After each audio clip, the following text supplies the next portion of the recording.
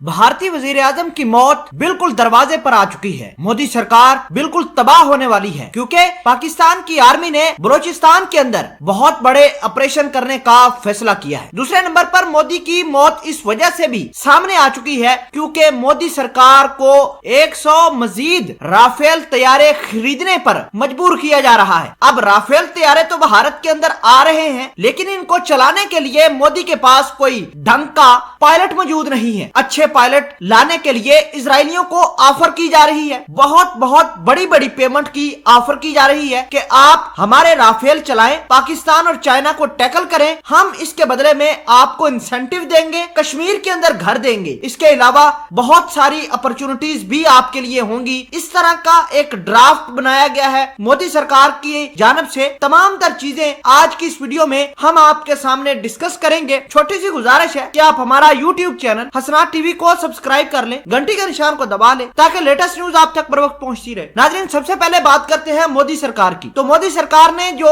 बलोचिस्तान के अंदर तमाशा किया हुआ है, आए दिन हजारा कम्युनिटी को टारगेट करते हैं। आज इमरान खान ने बहुत बड़ा ऐलान किया है कि हम बलोचिस्तान के अंदर बहुत बड़े ऑपरेशन की प्लानिंग कर रहे हैं। मोदी सरकार की तमाम इन्वेस्टमेंट जो बलोचिस्तान के अंदर इसने लगाई हुई है, इंशाल्लाह अब खत्म हो जाएगी। दूसरी बड़ी मौत मोदी सरकार को यह पड़ रही है कि मोदी सरकार को अब फ्रांस की दसाल्ट कंपनी जो कि राफेल तैयारे बनाती है, उसने थ्रेट करना शुरू कर दिया है। उसका कहना है कि आपको मजीद जहाज उस वक्त डिलीवर करेंगे राफेल जब आप हमें 100 तैयारों का ऑर्डर प्लेस करेंगे। मतलब ये कि मोदी सरकार को मजीद 100 जहाज राफेल और खरीदने पड़ेंगे। आपको ये बता दें कि मोदी सरकार के पास अभी 36 राफेल तैयारे मौजूद है, लेकिन एक भी पायलट ढंग का मौजूद नहीं है उस जहाजों के ऊपर। अब मोदी सरकार ने इजराइल को ये एक ड्राफ्ट लिख कर दिया है कि आप हमारे मुल्क के अंदर आइए, आपके पायलट आए, हमारे राफेल तैयारे चलाकर पाकिस्तान और चाइना के ये मामलात को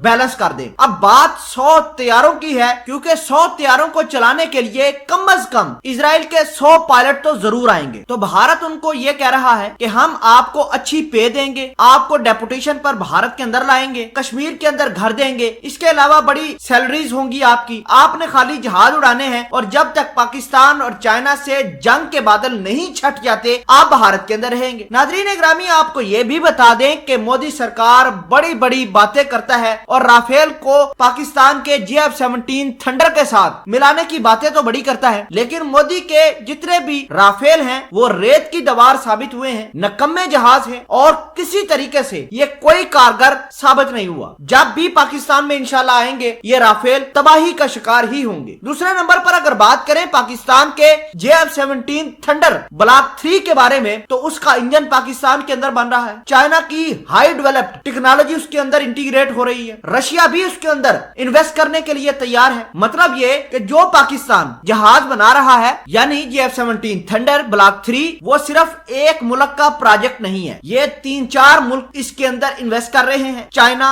रशिया भी इंटरेस्टेड है। आप खुद सोचिए कि अगर रशिया अपने हाई क्लास जहाजों की टेक्नोलॉजी हमारे JF-17 थंडर के अंदर इंटीग्रेट कर देता है तो अमेरिका हमारे जहाज को पकड़ सकता है? यकीनन नहीं पकड़ सकता। अमेरिका का जितना भी साजो सामान है वो पाकिस्तान उसके ऊपर लेवरेज ले जाएगा। और आखिर में बड़ी बात यह है कि मोदी सरकार को लाले इस वजह से भी पड़ रहे हैं क्योंकि भारत की एयरफोर्स इतनी कैपेबल नहीं है कि वो राफेल चला दे। मोदी फ्रांस की कंपनी के साथ मजीद राफेल तैयारों की डील की बात कर रहे हैं, जबकि इनकी एयरफोर्स वाले मना कर रहे हैं कि मजीद राफेल मुल्क के अंदर नहीं लाने। इस वजह से भारत की एयरफोर्स और मोदी सरकार की आपस में टसल हो गई है, लड़ाई चलनी शुरू हो गई है।